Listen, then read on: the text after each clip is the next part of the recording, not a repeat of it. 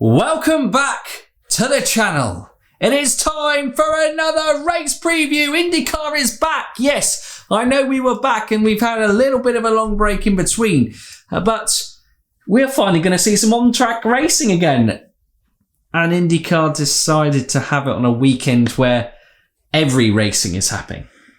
It's everything racing But it all weekend. slots in. It Time-wise, it all does slot in. It does. There might be a slight crossover, I think, between the F1 and the IndyCar, but I think we might be okay. Yeah.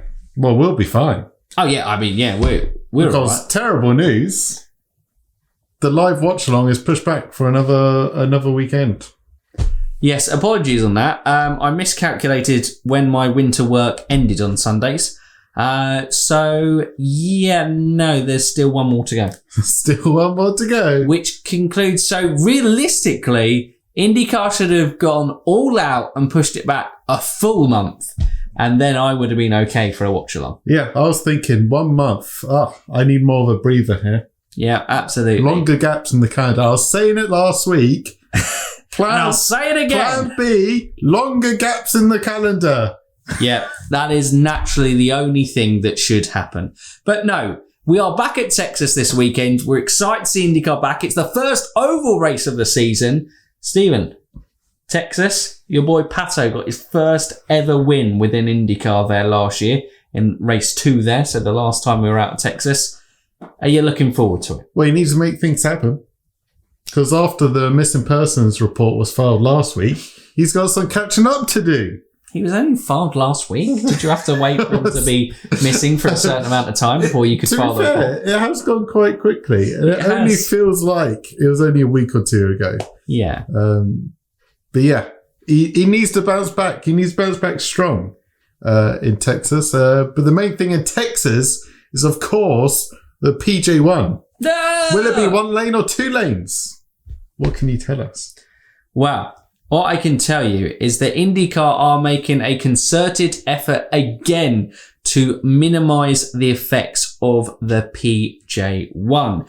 Now, for those of you who are maybe new to IndyCar or kind of don't really understand what's going on, NASCAR came along and applied this PJ1 compound. But yeah, look, only part of it is down to PJ1. Part of it is also down to the resurfacing of Texas Motor Speedway by flattening out. It was the banking that also allowed for good side-by-side racing through the corners. But yes, the PJ1, basically, if the IndyCar goes on, it was meant to add extra grip for NASCARs, but it works the complete opposite effect for IndyCars.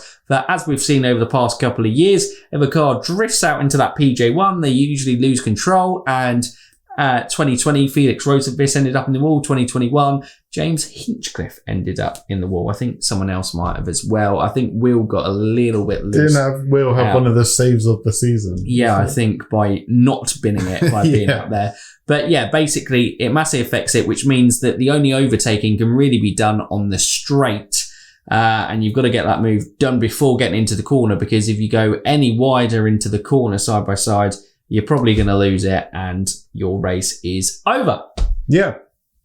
So I think I saw maybe, nothing's confirmed yet, but I saw, I think it was Nathan Brown on Twitter was saying that teams may try to, in practice, solely go on the upper lane, the second lane. So on the PJ1 and like cone off the inside to try to rubber it in a little bit.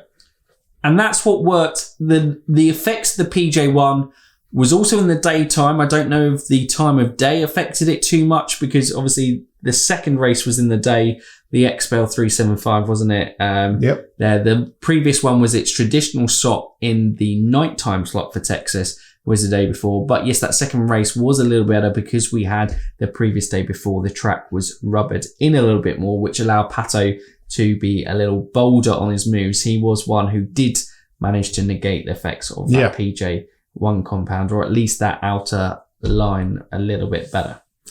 So yeah, they'll try their best, but it's still going to be a cracker. It will be. This is an IndyCar race. And just remembering, Scott McLaughlin won the first race. He did. Just to kick off what could be another crazy season. In Now, will it be Scott versus Scott in this race? Because Scott Dixon is the king at Texas. And you know what, Stephen? In light of my new 2022 self, new year, new me, more stats for me this year, I've got some stats for you. Here we go. I should have had them up before, but here they come. Stalling. Stall some more for me. Stall! Here we go. I've found it. I've stalled enough. Right, okay. 3 key stats. This comes from courtesy of Chad Smith at Chad200 on Twitter. Only 6 of 34 races have been won from pole. And the last time was in 2010 at the Texas Motor Speedway.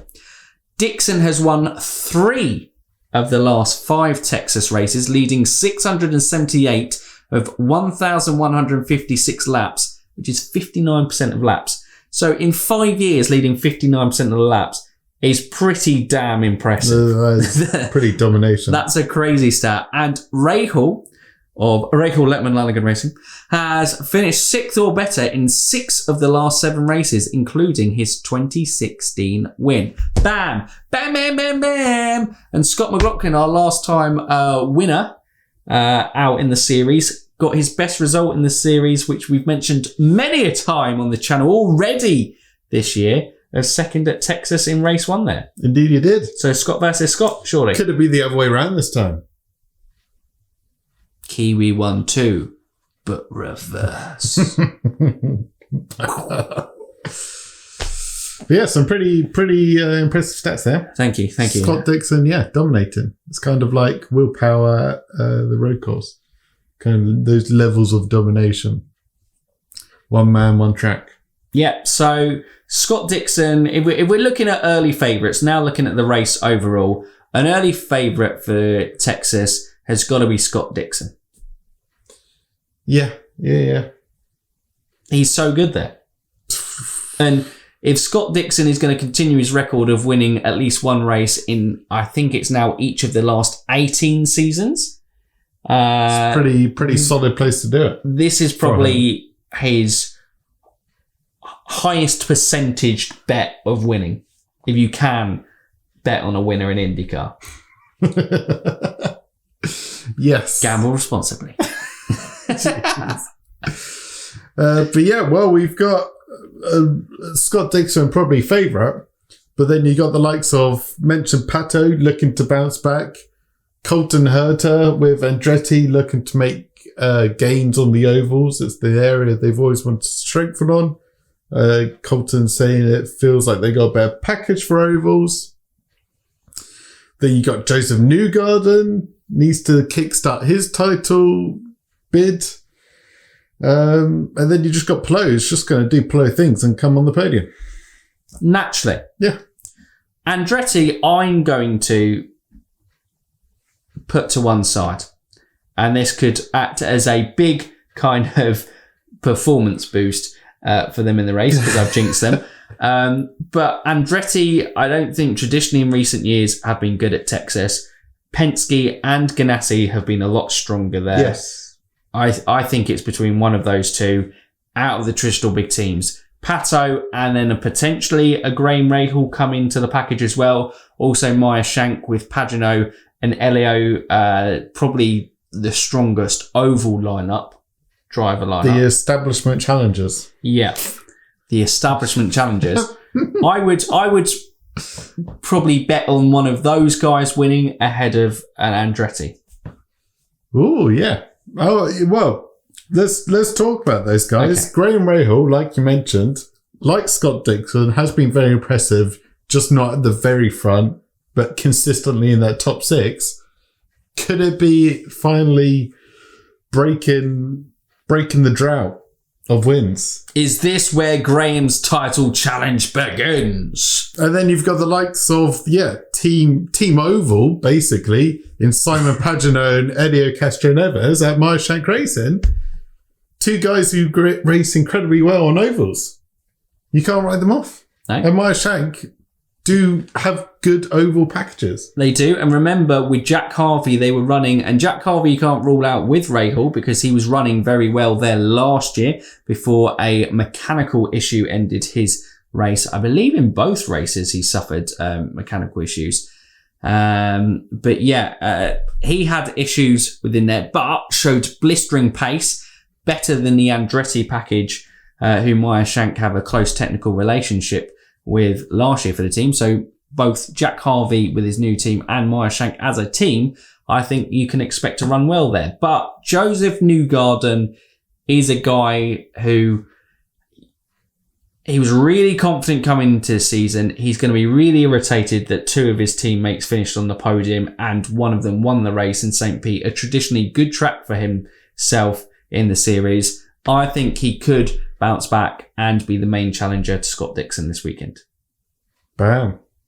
Yeah. It's crazy how little we talk about Joseph Newgarden, and he is one of the best drivers in the series. And also another one so little we talk about is Alex Palou, like you said, doing Alex Palou things. Yeah. I just feel now Alex Palou is in that elite level category that you go, he's probably going to be in contention to win the race because you look at the weekend and how it'll all pan out and how everything goes. You'll go, nah, I suppose Alex is there or thereabouts. And then suddenly you're like, bang, podium or bang, win. Yeah. He was unbelievable in St. Pete. Bar Scott McLaughlin, if there's anyone else, we would be talking about more about Palou's second place. But because it was Scott McLaughlin, you talk more about him. He had an unbelievable race, just coming in at second place and nearly taking the win. He is on unbelievable form. We talked about it. Could he carry it on? And it looks like he is carrying it on. Yeah. And he looks like he'll carry it well. You can't, it's far too early to go from there, but early signs show to a positive championship bid for Alex Palou. Right, we should probably get on to our podium predictions before star performers, rookies, and all that jazz along the way. Okay, you go first. Podium predictions. Winner, Scott Dixon. P2, Joseph Newgarden. P3, Alex Palou. Bish, bash, bosh. Throw that out the window. We have actually, Oscar, one of our cats, was just looking stunned at me in the face. It's like, wow, you did that quickly. He's like, I couldn't pick it that quickly. He's amazed. I've stalled for you. Thank you very much. I'm going to go in third place, Simon Pagenaud. Second place. Go on, the Padge. Doesn't quite get there, but gets a solid podium. Graham Rahal. Oh, Graham. First place, Joseph Newgarden. Gonna back Joseph Newgarden to go. Scott, Mr. Texas Dixon doesn't even make the podium. I'm sorry. I'm a big fan 3 of 5. of the little guys this year. Well, I set the tone in the predictions in the season prediction video. I gotta stay on target. Yeah, if you set yourself a quota, there must be at least 2 people on my podium who are outside the top 3 teams, and then I'm only allowed to pick 1 driver from the top teams to go through there. That's your quota of podium selection. Okay. Right, star performer. You can go first on this one. No. Would a star performer count as Pato because, he was so off the pace? No, don't do this to me. No. My star performer is going to be Felix Rating. Oh, God. Last week's star performers, we probably didn't talk about enough. We properly jinxed it. We tanked them. So basically, if there's any IndyCar drivers watching this, we apologise if we pick you a star performer because your race is going to go badly. I am going to go for Helio Castro-Neves. Helio! To have to smash it. Top 10, top 5. Whoa. I've put him down as a oval specialist in a oval strong team. Top 5. Meyer Shank have had a great race. Simon on the podium. Elio top 5. It can happen. I'm pretty sure this happened when you predicted Graham and Jack Harvey to finish in the top 5 of the championship. It just happened. Just like, not one, but two Rahal Letman-Lanigan drivers. But woo! Come on, who's your star performer? Okay, my star performer for this weekend is... No, I was going to make it. Takuma Sato. Because he was arguably the star performer of St. Pete. You know, one of the star performers, at the very least, of guys performing there. And Takuma Sato has become a bit of an oval specialist in the last few years. Obviously, becoming a 2-time Indy 500 winner since 2017. So, yeah, my man, Takuma Sato! Star performer. Wow. Sorry, Takuma, for ruining your race. Okay, rookies. Rookies. I get to go first on this one. Go on then. Take your boy, Kyle Kirkwood. I haven't really spoken about rookies at all. Obviously, Kyle Kirkwood. Well, I think interesting to note, we didn't talk about it. So obviously there was meant to be a practice or a testing session before. I don't know if it was rescheduled. I might have been out the loop because having a busy couple of weeks, but I know they were meant to have pretty much the week after St. Pete a test at Texas. The rookies got their test in, but it was too darn cold in Texas for the full grid. So this may be the least prepared they've gone in. I know Texas is a track that they've raced at for years, so they're going to have a lot of data and set up for the track anyway. But for this year, in terms of individual testing, only the rookies have got up to speed, I believe. I think they might have even tested today, like behind closed doors, maybe. I don't know. I'm sure they would have tried to have squeezed some testing. I've missed it if they have done. But yeah, maybe just practice and straight into the race for them. Maybe. So why is Kyle Kirkwood going to be your rookie of the race? Because he has oval experience out of the rookies. I believe Eilert and Lundgaard will struggle. First time out. Who else have we got? Devlin DiFrancesco, Malukas and Kirkwood, I think, will be the top two guys up there. And Kirkwood found his feet better in St. Pete than Malukas did, and it was only I think being on a off strategy that Kirkwood finished as low as he did, because obviously he qualified very well getting into the fast 12 in St. Pete. Yeah, strategy went wild in St. Pete. Mm-hmm. Who does that leave me with? Lundgaard. Yeah. Malukas. Look, I know who it leaves me with. Oh, right. Sorry. No. So when you put it out there, I wasn't sure if you needed me to list them for you. Everyone except Kyle Kirkwood. I kind of wanted to go for Lundgaard, but like you said, it's difficult to... Well, we saw Grosjean. Okay, Grosjean's maybe race management wasn't the best around his first over experience, but kind of the wildness was there. The aggression and the overtakes were there. Could see that with Lundgaard. Probably going to have a good car. Do I go Devlin? You're putting Andretti aside. You're putting them in a box and shipping them off to the next race, Long Beach. Yeah, I've put them in Long Beach already. Home GP pretty much for Carlton. Malukas. I'm going to go for... You know what? I'm going to go for... No, I don't know what you're going to go for. You know what? I'm going to stick with the Dane, Christian Lundgaard, to be my rookie of the weekend. He may not have a complete race day, but I think he's going to put off some great moves. What a cop Put on a little bit of a show. Cop out. He's going to have the most complete, not the most complete race weekend, but he's going to have a nice moment. I guarantee he will be in the top 27. And if he does, what a rookie guarantee. of the weekend. True.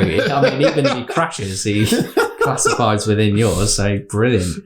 Right, yeah, okay, that's rookies. And that's, I think, pretty much covers us for Texas going into the weekend. Remember, the Fantasy Challenge, send me emails to or either one of our DMs and stuff. Stephen will pass it on to me if you need to. and I can add you into the Indy Fantasy League. We had a lot of people join, which is great stuff. Competitive. Stephen was so competitive in the first week that he forgot to submit his team.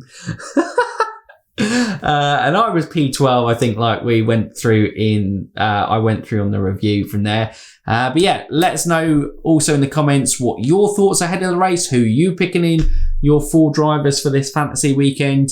We're excited to see. And are you excited to see the first oval race of the season? Or are your expectations tapered because of what the PJ1 and track kind of modifications have done to Texas as an oval track for competitive racing? What a mouthful. Yeah, I mean, put that in a headline. Don't. No.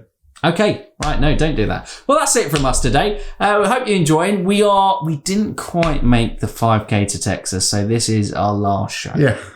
This is it. We're shutting down after this. But no, we've got to, I think, 750. So you guys have really kind of upped the subscriber. 5K before Long Beach. Oh, we shut down. And this time, we're not joking. Yeah. So they're new around here and haven't already, Stephen. What can they do? They can like, subscribe, and ding that bell. Ding it. So for now, you Indy fans, keep racing.